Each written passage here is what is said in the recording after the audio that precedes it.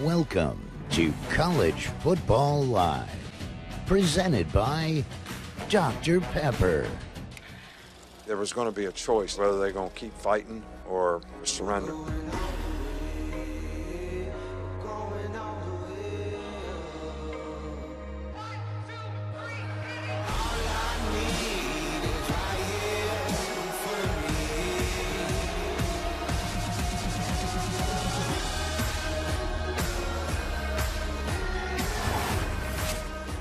Welcome into the Thursday edition of College Football Live. Matt Schick, Emmanuel Ocho, and Jonathan Vilma. Week 11 just got a heck of a lot more interesting, fellas, as one of the top 4 teams in the college football playoff rankings will be sidelined. We'll have their quarterback sidelined this week.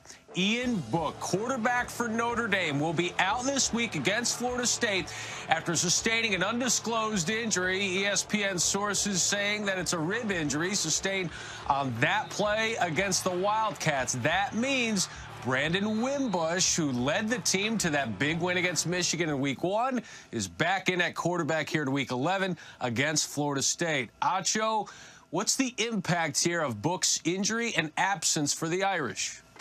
If it's just this week, there's minimal impact. Not because Notre Dame's not going to suffer, because they will. Ian Book is a significant upgrade, especially when it comes to throwing the football over Brandon Wimbush, who's a phenomenal runner. But let's be honest, gentlemen. Florida State is not a good football team. They haven't been all season. Willie Taggart blaming the players blaming the coaches. It's just a complete mess, so Notre Dame should be able to escape this week. Yeah, they should be able to escape, Acho, but I wouldn't discount Florida State, especially on the defensive side of the ball. He's counting out, Willie Taggart is calling out his players, but defensively, they've played well enough to win. It's the offense that's been atrocious. So when Brandon Wimbush can't bring a passing game to this game Saturday, you're looking at a very close game late in the game. You could see Florida State finding a way to pull it out. It's going to be interesting, guys. Late. That's my thing, is I'm not sure that it's going to be close late, JV, because ultimately Florida State, they're just bad. Defensively, offensively, special teams, head coach, assistant coaches. I mean, you watch their games against Clemson, against NC State, they don't even look like a competent ball club. It's going to be interesting, guys. We just showed their schedule. Florida State this week, then a neutral site game, Yankee Stadium against Syracuse. It's going to be interesting to see how the committee views a loss if they do sustain one. Guys, remember last year, Clemson lost to Syracuse with a banged-up Kelly Bryant, and then he was concussed and eventually left that game. But that loss was in October, and Clemson also had an ACC championship game to look forward to. This is November, no conference championship game. JV, how do you think the committee would view a loss down the stretch here, considering this injury? Man, Schick, you just took my point, because I was first going to say conventional wisdom says it opens the door up if Notre Dame loses to the Pac-12 and Washington State and to the Big 12 winner.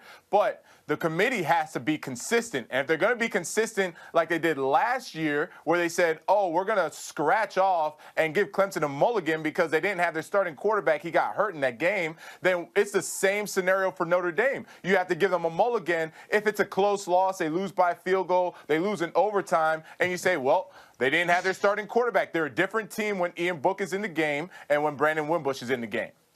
False, JV, I got to call you out on this one. It's not apples to apples. Last year, Clemson had an ACC title game, which they beat the mess out of Miami, if I'm not mistaken. Sorry to bring up an old wound. But furthermore, Notre Dame's allowed no grace. Notre Dame's allowed no freedom because they don't have a championship game. They have some big wins this season. They have some huge wins this season. But when you don't play in that championship game, that is your mulligan. That is your freebie. Because when you're chilling, other teams are fighting for their lives in a huge matchup which dictates everything.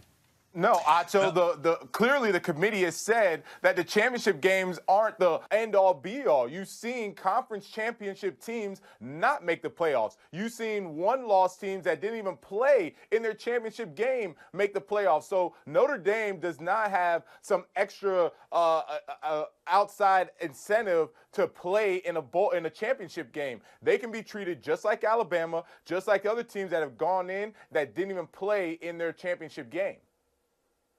But yeah, if you're going to lose a game, maybe you'd have more of an excuse if you lose this week to Florida State, and then you put a number on Syracuse next week when you have Ian Book. Hopefully he's 100%. But let's play this out in this week's Wendy's Fresh Look. Let's take a look at a couple of scenarios involving Notre Dame and a potential L. How about this first scenario? Let's go with scenario 1. Alabama, Clemson, Ohio State, and Oklahoma win out, and Notre Dame ends up 11-1. Emmanuel Acho, who's in scenario 1? In scenario 1, give me Alabama, Clemson, Ohio State, and Oklahoma. Notre Dame, I'm sorry, I'll see you later. But if Oklahoma's only loss is to Texas at a neutral site, they're in. If Ohio State's loss was an ugly loss, but to Purdue in mid-October, they're in as well. Well, Acho, I'm putting Notre Dame in ahead of Oklahoma. If Notre Dame's only loss is to a Florida State team without their starting quarterback, then again, the committee has to be consistent like they did last year, and they still kept Clemson in the top 4 after that loss to Syracuse. So there's no reason why they're going to deviate from what they did last year and say, oh, sorry, all of a sudden you lost. It's a bad loss. You can't do that. 1 year can't be different than the next year. That's the reason we have the committee in. Alabama, Clemson, Michigan. They all win out. So does Washington State. Notre Dame loses a game, so they're sitting there at 11-1. And the Big 12 champ has 2 losses, whether it's West Virginia or Oklahoma, a 2-loss Big 12 champ. JV, who's in that scenario? I'm going with Notre Dame again in that scenario, depending how they lose. And again, it's only if they lose without Ian Book in the game. So this is Florida State game we're talking about. Depending how they lose, if it's OT, lose by a field goal late in the game, something like that happens, I still see Notre Dame has a better strength of record. I still say Notre Dame passes the eye test. And I still say Notre Dame would beat Washington State on a neutral site if they have Ian Book as a starting quarterback. I'm going to give JV this one, mainly because Notre Dame has the brand. If we're being frank, I don't know who would win Notre Dame-Washington State neutral site, but Notre Dame has the big-time wins. Notre Dame has the brand, and if Notre Dame has 1 loss and Washington State has their 1 loss to USC in September, then I'll ride with Notre Dame and the Fighting Irish. Yeah, and Washington State winning out, that non-conference schedule, that's just so hard to overcome. They might have hit their ceiling with where they are right now. All right, I'm going to throw one more at you. It's one that's been talked about a whole heck of a lot here on our airwaves. Clemson, Notre Dame, Michigan. They all win out. Georgia beats Alabama. Call it a close one in the SEC championship game. You can only slot 4. Who's getting in there, Emmanuel? Give me this one. Thanks for coming to me first, Schick. If Georgia beats Bama, Georgia's in. It's a no-brainer. Anybody that beats Bama deserves to be in. Then Bama, they're obviously in if their 1 loss is to Georgia. Give me Notre Dame as well. The toss-up is going to be between Michigan and Clemson. Michigan would have 1 loss, but they have more significant wins. I think at the end, the edge has to go to Clemson if they end up undefeated. Those would be my 4. Wow, I don't understand how an undefeated Clemson is all of a sudden in a race to be in the playoffs with a 1-loss Michigan. That makes no sense at all. It would be between Michigan and Alabama, those 2 teams. And the reason why is because you have undefeated. Winning matters, Acho. If you're undefeated, you're in. There's no way that they have a competition undefeated and a 1-loss team. Let me pose this, JV. Let me pose this. If Michigan's 1 loss is the first week of the season at South Bend with a brand new quarterback in Shea Patterson, again, week 1 of the season, that has to be taken into consideration. That's a completely different Michigan team, September 1st to December 2nd. But Acho, Clemson didn't lose. That's what you're missing. You're talking about a 1-loss in this team. scenario. Clemson didn't lose. Clemson doesn't lose in this scenario, Manuel. We're talking really Alabama. Are you putting Alabama in, even with the loss to Georgia in the SEC, or are you putting Michigan, Emmanuel? Alabama goes in for sure, and I understood the scenario. I understood it thoroughly. But if Alabama's only losses to Georgia in the SEC championship, Alabama's in. You saw how they dismantled LSU. Alabama's in, no question. I'm just saying Michigan needs. Michigan where needs does more this SEC credit. bias come from? This is what I'm trying to understand. You went to Texas, Big 12 guy. Why do you have such a bias for Alabama and the SEC? There is no reason it's a foregone conclusion Bama is in there. Michigan looks just as good as Bama, except for the offensive side. Defensively, they look good. Strength of record is better. They would play tougher games. I mean, how is it such a clear cut Bama goes in? That's crazy. JV, you just said Michigan looks as good as Bama. I'm done with the that. On defense, they do. The predictor has Alabama on the outside looking in. But by the way, if Alabama did make it as the 4, what a great reward for the #1 team, Clemson, right? Hey, here's Alabama again. Congratulations. Just like last year, you get to face them in a national semifinal. All right. The Dogs could certainly give the committee a headache. Speaking of Georgia, let's take a look at our Dr. Pepper Championship Drive Game of the Week preview. Number 5, Georgia looks to keep its playoff hopes intact when number 24, Auburn, visits on Saturday. The Dogs have won 10 of their last 13 against the Tigers, including a 21-point win in last season's SEC championship game. Jonathan, Georgia got over that Kentucky hurdle. Could Auburn provide a challenge of some sort, or does this not even register as a speed bump this weekend? Not a speed bump this weekend. I'm looking at more Georgia playing up to their standards and playing down to Auburn standards. Really, I'm looking at Jake Fromm. I want to see how he continues to develop as a quarterback. He's played outstanding in the last 2 weeks. I'm with JV. No speed bump is smooth sailing. Georgia's going to cruise. Auburn is getting back on track, but they won't be enough. Yeah, don't worry about Georgia even looking ahead to an SEC championship game. They've already got a loss. They know for the playoff, they've got to hold on to this one. Jonathan Ledbetter said we are focused on getting this W this week. We got a lot more to get to here on College Football Live. Don't worry, Emmanuel. No more hypotheticals here for us coming up next. What about the teams on the outside looking in? LSU at 7, Washington State at 8. Do either of these guys have a shot at cracking the top 4? As they try to make one final run to be that one final team? Let's take a look at the one final team vote brought to you by Dr. Pepper. The fans voted, and they voted on Michigan. 49% of the vote, more than 46,000 votes there on Twitter. Georgia comes up in 5th, 23%. One Final Team is brought to you by Ice Cold Dr. Pepper, the official, and in part by Zales. 'Tis the season to make an unmistakable statement. Find your style at Zales. No punting here on College Football Live. We're in 4-down territory. First down, Emmanuel. Look, LSU sitting there at number 7 in the latest rankings, according to the committee. Do we still classify the Tigers as a CFP contender? Can't do it. Dunzo. I was on the LSU bandwagon. I was leading the bandwagon, but they beat Miami early in the season. We found out Miami's not that good. Beat Auburn, found out Auburn's not that good. They lost to Florida, and they got dismantled by Bama. LSU has got to go. Yeah, I agree, Acho. LSU, a 2-loss team. I'll say it again. No 2-loss team will be in the playoff this year. It's not happening for LSU. We haven't seen a 2-loss conference champ get in. This would be a 2-loss non-conference champ, assuming Bama doesn't go up in flames here. So, yeah, I'm with you. All right, whistle means we go to second down. How about one step below them at number 8? Jonathan, Washington State. Aside from winning out, what needs to happen for the Cougars to make the playoff? You know, it's not a lot, to be honest with you. You have Big 12 canceling each other out. So let's say West Virginia beats Oklahoma, they play each other again, and Oklahoma beats West Virginia, cancels out the Big 12. Then you look at the Big 10. If Michigan beats Ohio State, then loses in the Big 10 title game, that cancels them out. So then you're looking at a Washington State versus a one-loss either Georgia, unless they lose, or they can be in, because you'd have a Notre Dame, Clemson, Alabama, and then Wazoo right there, one-loss Pac-12 champ. The only thing I'll add to that, aside from winning out, they have to beat the heck out of teams. Got to dismantle Colorado, got to whoop Arizona, got to beat Washington, hopefully by a combined 50 or 60 points. They need big wins, not just wins.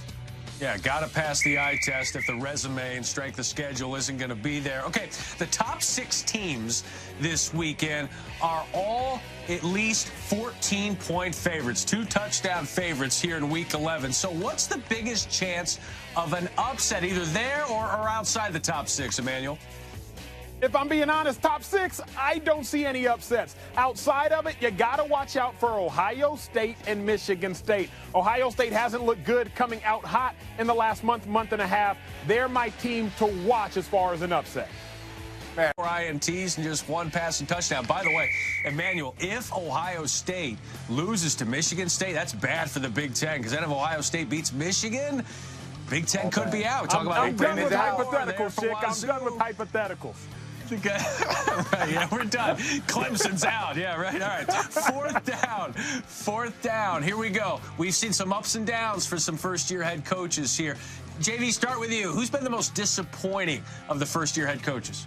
Well, it would be Scott Frost. I understand Mike Riley didn't leave him with a lot of talent, but there isn't a talent issue when you play Troy, you play Northwestern, teams you should have beaten. It's been very disappointing for Scott Frost. The one that takes the crown for me is Willie Taggart, because not only are you losing games, not only are you at Florida State, but then when I hear you blame players, when I hear you start to play the blame game, I don't like it. At least lose in peace. All right, I'll take that one. How about Kevin Sumlin, by the way? Not on the hot seat earlier, but he's come on last couple of games, and they're still in the running for the Pac-12 South, kind of winning the ugly pageant there. I'm not sure what that means, but much more to get to here on College Football Live. Let's get to the Heisman, shall we? We know Tua's the favorite, maybe Kyler Murray's second. Who's third in the Heisman race? Acho and Vilma. Maybe we'll hand out our invites next, and we invite you to check out Hoops on Friday on ESPN's military base in L. Is brought to you by Nissan, premier partner of the Heisman Trophy. Rounding out the top 5. Right at this point, kind of a foregone conclusion, at least we think, barring any injuries or major setbacks, that it's going to be Tua. Kyler Murray there as well in New York, but you got to invite at least 3 for that front row there in NYC. JV, who's filling out your seats there? Who's your 3? Yeah, number 3 is going to be Will Grier. He had his Heisman-like moment last week, and I love that he is a gamer. And I watched the Heisman Trophy race, and I understand the stats and the statistics, but Kyler Murray and Will Grier, they make it really exciting to watch. Tua does a great job, and I know he's going to win it, but Kyler Murray has made a case, and Will Grier had his Heisman-like moment last week. I agree with you, JV, and I'm glad to hear you say something intelligent. It's Will Grier, and it's a no-brainer. When you think about what Will Grier does for West Virginia, he's 5th right now in the nation in passing touchdowns. He's 5th in passing yards per game. And remember, he missed the game earlier in the season against NC State because of weather. It's all Will Grier. And let's consider this. Alabama without Tua very likely would still be undefeated. But West Virginia without Will Grier, there is no chance that that team only has 1 loss. There's no chance that that team is still in the Big 12 race. Will Grier means more to West V than I think any other player on any other team in college football. It is amazing how quickly we've turned the page on Dwayne Haskins at Ohio State, and that's what a 29-point defeat on the road Saturday night against an unranked Purdue team. That's what that will do to you. All right, we end this Thursday with a little throwback Thursday. Yeah, SMH, if you're a Texas fan or if you're Emmanuel Acho, 10 years ago, Graham Acho, do you remember this? To Michael Acho, do you remember this? Crabtree. Who's producing this show? Wait, Acho, you were there, right? You were there. Here's the we're crazy just not thing. going to respond. Okay. Here's the thing. You got a Hall of Fame safety. You got a Hall of Fame safety back there in Earl Thomas. He thought he heard a whistle. Okay, he thought he heard a whistle. I can't fault the man, but we got to give credit to Texas Tech. They find a way to show up. But you're right, Jonathan. Wait. What do you mean give credit to Texas Tech? Keep going, JV. They beat you. They beat you. Of course they get credit. They beat you. They ruined all your chances. And I know you're still hurt about that game too. I love that we brought it up. It's awesome. Here's the thing. It was my freshman year. I didn't realize at the moment how much that would mean. But because of that game, Jonathan, the 01, 2000, whatever Miami team you played on 3 or 4 decades ago, they forever have I that played on one streak. of the best teams in college football, 2001 Miami Hurricanes. And I know you can't say the same about your Texans. Are you done yet? Are you done living in the glory? Oh, no, I'm not done yet. It's all about the U. I'm not done There yet. it is. There we go. There it is. Oh, hey, at least you didn't do the horns down. Glad you didn't do the horns down. Maria, David, and Dez, they've got you on Friday from Chestnut Hill on College Football Live. See you.